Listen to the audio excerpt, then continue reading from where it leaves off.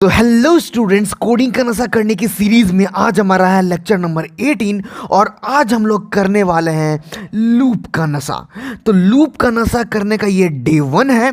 तो आज लूप का नशा बोले तो सी लैंग्वेज में एक लूप नाम का चैप्टर है, वही आज हम लोग पढ़ने वाले हैं और उसे इस तरह से पढ़ने वाले हैं कि हम लोगों को उसका नशा हो जाने वाला है। क्योंकि कोडिंग का नशा का उद्देश्य है कि नशा करो तो अच्छी चीजों का करो, ना कि बुरी चीजों का। और वीडियो में आगे बढ़ने से पहले आप मुझे एक प्रॉमिस कीजिए और मैं भी आप लोगों को एक प्रॉमिस करता हूं। मैं प्रॉमिस करता हूं कि लूप में ज्यादा नहीं 3 वीडियो आएगी और 3 वीडियो में पूरी लूप चैप्टर खत्म कर दूंगा।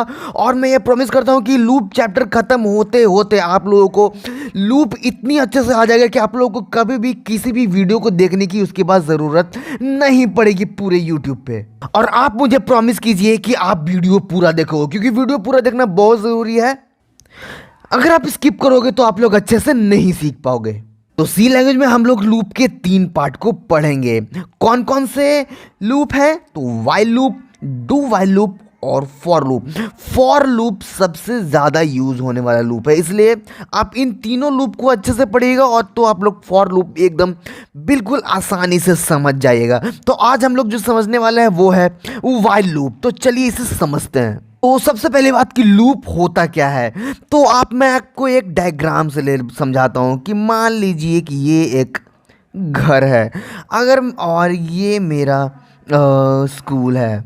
ओके, तो घर से ये रास्ता है जाने वाला और ये रास्ता है आने वाला। तो हम लोग घर से निकले और स्कूल में गए, स्कूल से निकल के फिर से घर में गए, तो हमारा एक लूप कंप्लीट हो गया।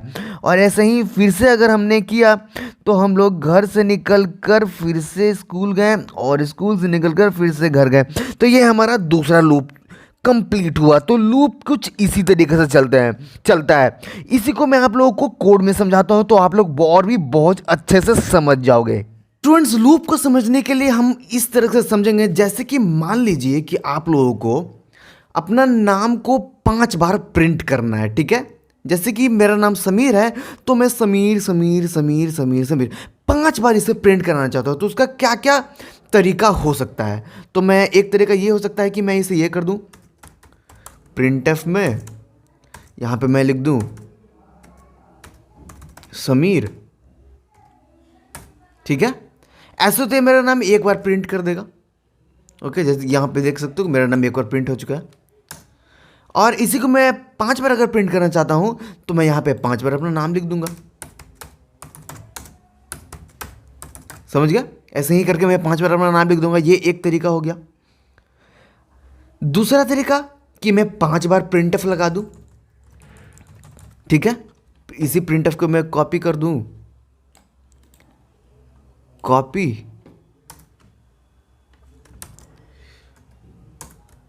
पेस्ट, ठीक है। ऐसे ही करके मैं 5 बार प्रिंटफ को पेस्ट कर दूं यहाँ पे, तो मेरा नाम है जो 5 बार प्रिंट हो जाएगा। नहीं तो इतना मैं झंझट नहीं करना चाहता हूं, तो यहां पे हमारा आता है लूप का यूज। तो लूप का हम लोग कैसे यूज करेंगे? तो हम लोग यहां पे लगाएंगे, आज अभी हम लोग वाइल लूप पढ़ रहे हैं, तो यहां पे हम लोग यूज करेंगे वाइल में 5 बार हमें प्रिंट करना है। तो 1 greater than equal to 5। Okay, और इसे हम इसके बॉडी में के अंदर कर देंगे।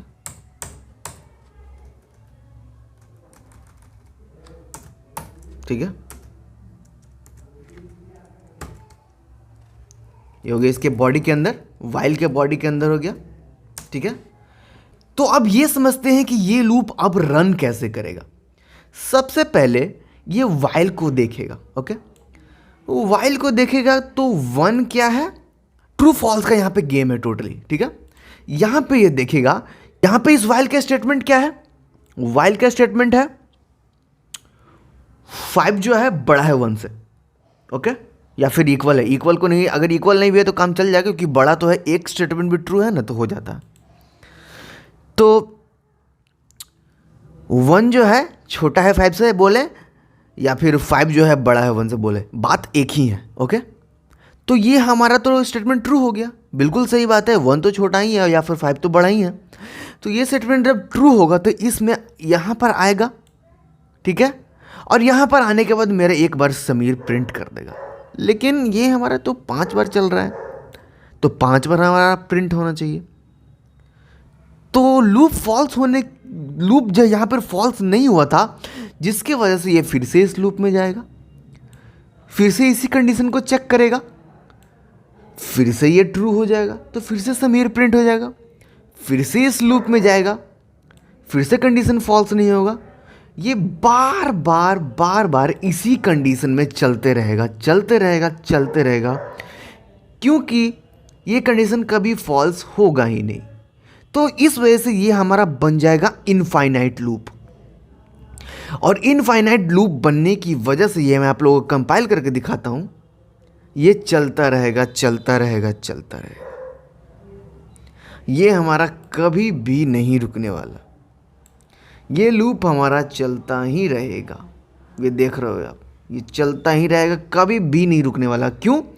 क्योंकि हमारा लूप एंड हो ही नहीं रहा है, ये फॉल्स स्टेटमेंट ये फॉल्स हो ही नहीं रहा है। इस स्टेटमेंट को फॉल्स करने के लिए हम लोग यूज करते हैं इंक्रीमेंट ऑपरेटर का, ठीक है, इंक्रीमेंट ऑपरेटर। लेकिन हम लोग ऐसे नहीं यूज करते सकते हैं। सबसे पहले हमें यहां पर कोई भी एक वेरिएबल लेना होगा, जैसे कि i। ओके, जैसे कि मैं यहां पे 1 पहले ही जो दे रहा था ना, यहां पे मैं i का वैल्यू 1 दे दूंगा। इंटीजर टाइप है 1 हमारा, तो यहां पे दे दिया मैंने i is equal to i का वैल्यू जो है 1 मैंने दे दिया। ओके, तो जब यहां पर अब मेरी बात अभी भी वही है, कोई भी चेंजिंग नहीं हुई है हमारी कोड में, बात जो पहले थी अभी भी वही है। i का वैल्यू अभी भी हमारा 1 है और अभी भी हमारा जो लूप है वो इनफाइनाइट है। नहीं तो मैं आप लोगों को दिखा देता हूं, हमारा लूप अभी भी इनफाइनाइट है, कोई भी चेंजिंग नहीं हुई है, देख रहे हो ना, नथिंग चेंजेस। तो ये मैंने i क्यों दिया? i इसलिए दिया क्योंकि मैं i को इंक्रीमेंट करवाऊंगा। जब जब लूप चलेगा हमारा i का वैल्यू एक एक करके बढ़ता रहेगा। तो यहां पे हम लोग लिख देंगे i प्लस प्लस। अब क्या होगा, अब हम लोग फिर से एक बार समझते हैं। इस वाले लूप में जाएगा, वाइल लूप में i का वैल्यू हमने 1 असाइन किया हुआ है। 1 असाइन करने की वजह से i पे हमारा 1 आ जाएगा।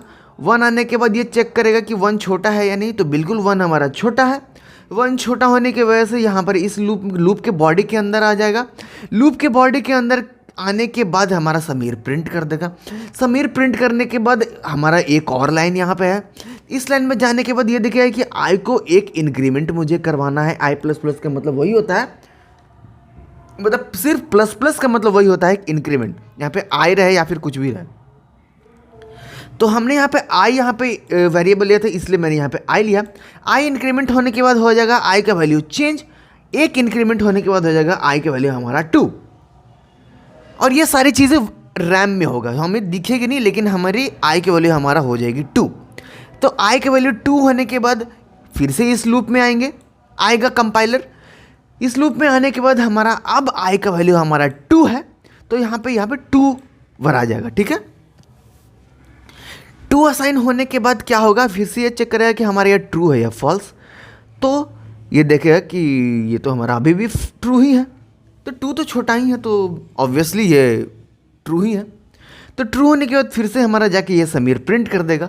समीर प्रिंट करने के बाद यहाँ पे फिर से i में आएगा, तो i का वैल्यू अभी फिलहाल हमारा 2 है, क्योंकि पिछली बार हमारा वैल्यू चेंज हुआ था। चेंज होने के बाद 2 है, तो i प्लस प्लस की वजह से अब ये हो जाएगा 3। वैसे ही करते करते फिर से ये वाइल लूप में आएगा, ये 3 हो जाएगा।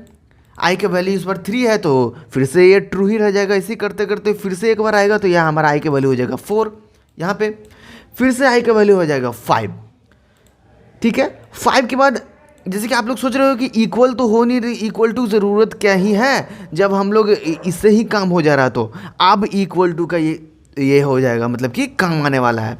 अब जब हमारा i का वैल्यू 5 होगा, इंक्रीमेंट होते होते i का वैल्यू 5, ठीक है, तो 5 स्मॉलर देन 5, तो 5 से छोटा नहीं है लेकिन इक्वल है ना, तो यहाँ पे हमारा इक्वल टू साइन का यूज़ आया। 5 = 5 तो हमारा लूप हो गया ट्रू। ट्रू होने के बाद हमारा ये समीर प्रिंट कर देगा 5वीं बार। 5वीं बार प्रिंट करने के बाद आई का प्लस प्लस फिर से चलेगा।